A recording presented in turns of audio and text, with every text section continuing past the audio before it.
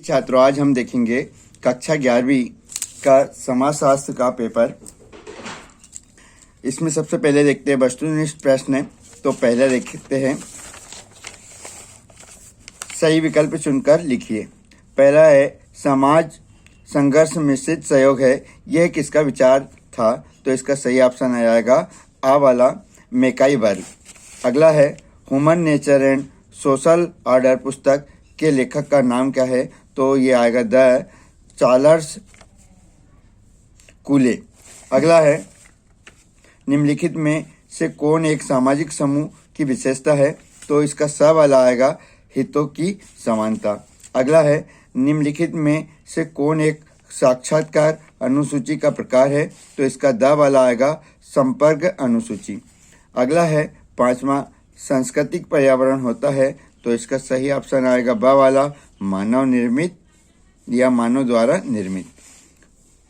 अगला है, निम्नलिखित में से श्रीनिवास ने रामपुरा गांव की किस जाति को प्रभु जाति कहा है? तो है लिंगायत जाति को प्रभु जाति कहा है।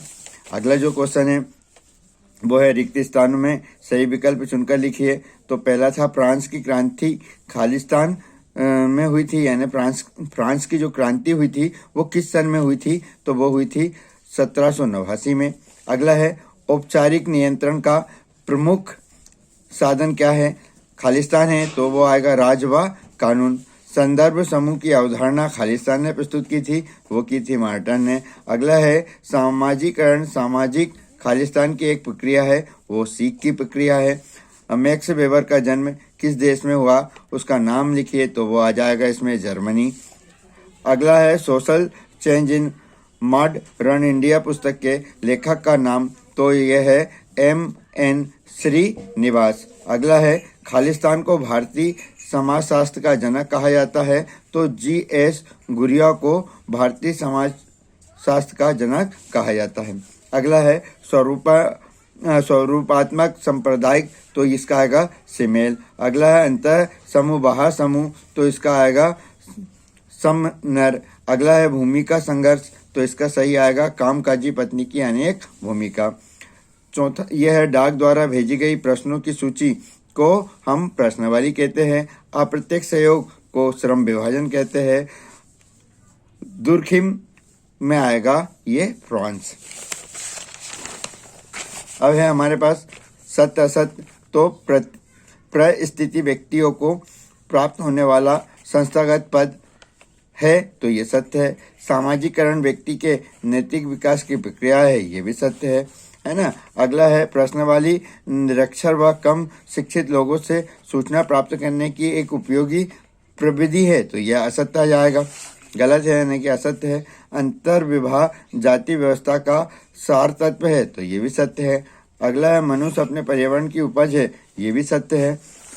D.P. मुखर्जी के अनुसार परंपरा एक परिवर्तनशील तथ्य है, ये भी सत्य है।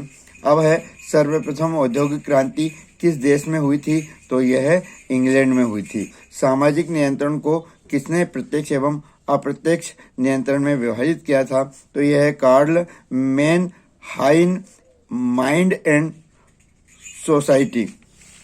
अगला है, प्रश्नावली के द्वारा किन व्यक्तियों से सूचना एकत्रित की जा सकती है? तो वो साक्षर व्यक्ति से की जा सकती। उत्तरदाताओं से व्यक्तिगत रूप से मिलकर उनसे विभिन्न सूचना प्राप्त करने की विधि का नाम क्या है? तो उसे बोलते हैं अनुसूची या साक्षात्कार।